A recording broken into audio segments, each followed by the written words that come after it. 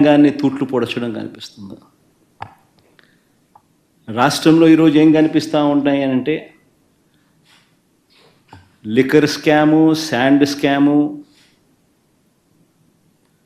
దగ్గర నుంచి మొదలు పెడితే ప్రతి నియోజకవర్గంలో ప్యాకెట్ క్లబ్బులు,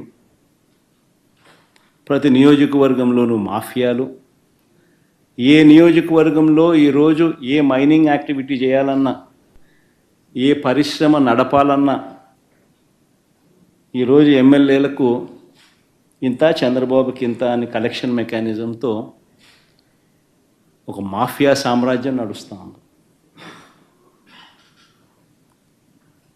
ఈరోజు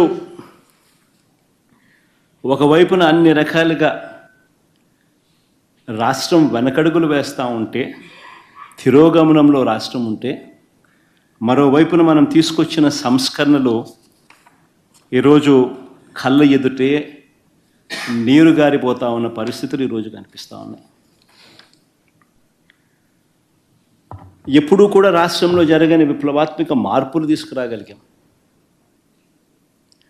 ఇంతకుముందు సాధ్యమేనా ఇలాంటి మార్పులు అని అనిపించే పరిస్థితి నుంచి ఇలాంటి గొప్ప మార్పులు సాధ్యము అని చెప్పి చేసి చూపించగలిగాం. మేము తీసుకొచ్చిన ప్రతి మార్పు కూడా నా 3648 కిలోమీటర్ల పాదయాత్రలో చూసిన కష్టాలను, తెలుసుకున్న విషయాలను, వాటికి సొల్యూషన్స్ ఇచ్చే విధంగా మా ప్రభుత్వంలో ప్రతి అడుగు కూడా మేము సొల్యూషన్స్ ఇచ్చే విధంగానే అడుగులు వేశాం. ఆ సొల్యూషన్స్ ఇచ్చే క్రమంలో ప్రతి రంగంలోనూ ఒక రెవల్యూషన్ తీసుకురాగలిగాం. ఆ సొల్యూషన్స్ ఇచ్చే క్రమంలో ఇది సాధ్యం అవుతుందా అనే పరిస్థితి నుంచి సాధ్యం చేసి చూపించగలిగాం. ఎప్పుడు ఊహించని మార్పులు తీసుకురాగలిగాం. డెలివరీ మెకానిజంలో లంచాలు లేకుండా, వివక్ష లేకుండా అసలు గ్రామాలలో ఏదైనా ప్రభుత్వ పథకాలు ఇవ్వగలుగుతామా, ఇవ్వడం సాధ్యమేనా అని అనిపించే పరిస్థితి నుంచి లేదు, ఇది సాధ్యమే అని చెప్పి గ్రామ స్వరాజ్యాన్ని తీసుకొచ్చాం. ప్రతి గ్రామంలోనూ సచివాలయ వ్యవస్థ, ప్రతి 50-60 ఇళ్లకు వాలంటీర్ వ్యవస్థ, లంచాలు లేకుండా, వివక్ష లేకుండా ప్రతి పథకము, దాదాపుగా 540 రకాల సేవలు గ్రామంలోనే ఇంటి వద్దకే డోర్ డెలివరీ. గ్రామ స్వరాజ్యానికి నిజమైన అర్థం చెబుతూ, వివక్ష లేకుండా, లంచాలు లేకుండా ప్రతి ఇంటికి మంచి చేయగలిగిన పరిస్థితులు ఈ 5 సంవత్సరాల పాలనలోనే, గత 5 సంవత్సరాల పాలనలోనే చూసాం.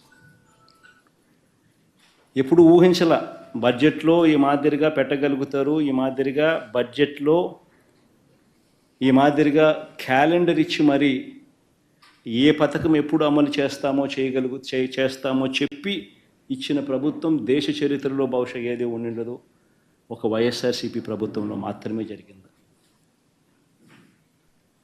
లంచాలు లేకుండా, వివక్ష లేకుండా ఏకంగా 2,73,000 కోట్ల రూపాయలు లంచాలు లేకుండా, వివక్ష లేకుండా ప్రతి ఇంటికి అందించగలిగిన పాలన నుంచి ఈరోజు మళ్ళీ జన్మభూమి కమిటీలు, మళ్ళీ తెలుగుదేశం పార్టీ నాయకుల చుట్టూ తిరగడాలు, ఉన్నవన్నీ కట్టింగులు, అసలు ఏ స్కీములు లేని పరిస్థితులు. ఇది చంద్రబాబు నాయుడు గారి ప్రభుత్వంలో ఈరోజు కనిపిస్తూ ఉన్న పరిస్థితులు. ఊహించని విధంగా గవర్నమెంట్ బడులలో ఇంగ్లీష్ మీడియం సాధ్యమేనా అన్న పరిస్థితి నుంచి, గవర్నమెంట్ బడులు ఏ రోజైనా ప్రైవేట్ బడులతో కాంపిటీషన్లో చేయగలుగుతాయా అన్న పరిస్థితి నుంచి మొట్టమొదటిసారిగా గవర్నమెంట్ బడులతో ప్రైవేట్ బడులు కాంపిటీషన్ లేకి తీసుకొచ్చిన పరిస్థితులు వైఎస్ఆర్సీపీ ప్రభుత్వంలోనే చూసాం. గవర్నమెంట్ బడులలో ఇంగ్లీష్ మీడియంతో మొదలు పెడితే సిబిఎస్ఈ, ఐబీ దాకా ప్రయాణం తీసుకొచ్చింది ఎవరంటే వైఎస్ఆర్సీపీ ప్రభుత్వం. జరిగింది ఎప్పుడంటే వైఎస్ఆర్సీపీ ప్రభుత్వంలోనే. 3వ తరగతి నుంచే టోఫుల్ క్లాసులు ఎప్పుడు జరిగాయి అని అంటే వైఎస్ఆర్సీపీ ప్రభుత్వంలోనే కనిపిస్తాయి. నాడు నేడుతో స్కూళ్ళు ఎప్పుడు బాగుపడ్డాయంటే ఎప్పుడు జరిగాయంటే వైఎస్ఆర్సీపీ ప్రభుత్వంలోనే కనిపిస్తుంది. 6వ తరగతి నుంచి ప్రతి క్లాస్ రూమ్లు డిజిటైజ్ చేస్తూ ఐఎఫ్పి ప్యానెల్తో డిజిటల్ బోధన ఎప్పుడు ఆరంభమైంది అని అంటే అది వైఎస్ఆర్సీపీ ప్రభుత్వంలోనే. 8వ తరగతి పిల్లల చేతుల్లో ట్యాబులు ఎప్పుడు కనిపించాయని అంటే అది వైఎస్ఆర్సీపీ ప్రభుత్వంలోనే. సబ్జెక్ట్ టీచర్ కాన్సెప్ట్ 3వ తరగతి నుంచి ఎప్పుడు స్టార్ట్ అయ్యింది అని అంటే అది వైఎస్ఆర్సీపీ ప్రభుత్వంలోనే. బడులకు పోతా ఉన్న పిల్లలకు తల్లులను ప్రోత్సహిస్తూ పిల్లలను బడికి పంపించేలా తల్లులను ప్రోత్సహిస్తూ అమ్మఒడి ఎప్పుడు ఇచ్చారు అని అంటే అది వైఎస్ఆర్సీపీ ప్రభుత్వంలోనే. పూర్తి ఫీజు రీఎంబర్స్మెంట్తో పిల్లలకు అండగా ఎప్పుడు నిలబడింది అని అంటే అది వైఎస్ఆర్సీపీ ప్రభుత్వంలోనే.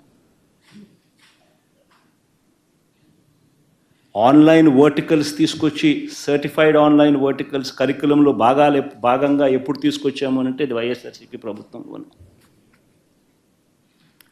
మ్యాండేటరీ ఇంటర్న్షిప్లో మొదలెడితే కరికులంలో మార్పులు, సిబిఎస్ఈ నుంచి ఐబీ దాకా ప్రయాణం, ఇటువంటి రెవల్యూషన్స్ అన్నీ ఎప్పుడు జరిగాయనంటే వైఎస్ఆర్సీపీ ప్రభుత్వంలోనే.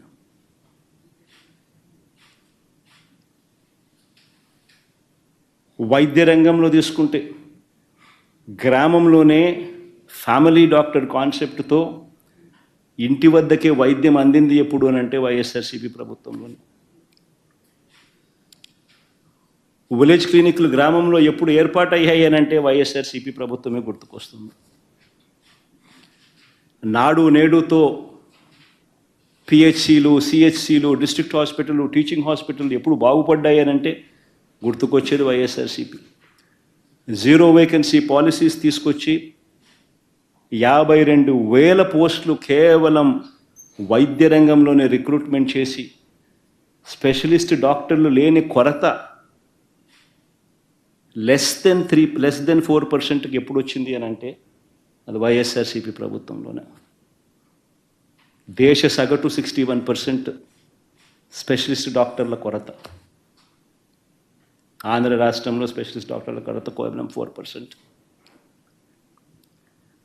ఆరోగ్యశ్రీ సేవలు 1000 నుంచి 3,300కు ప్రొసీజర్లకు పెంచి 25 లక్షల దాకా పేదవాడికి ఉచితంగా వైద్యం ఎప్పుడు అందుబాటులోకి వచ్చిందంటే అది వైఎస్ఆర్సీపీ ప్రభుత్వంలోనే. ఆరోగ్య ఆసరా ఎప్పుడు వచ్చిందంటే అది వైఎస్ఆర్సీపీ ప్రభుత్వంలోనే. 17 కొత్త మెడికల్ కాలేజీలు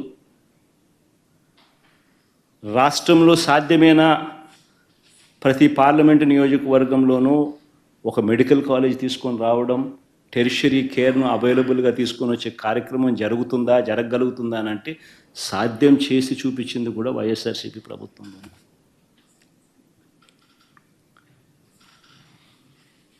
రైతన్నను చెయ్యి పట్టుకొని నడిపించడం సాధ్యమేనా?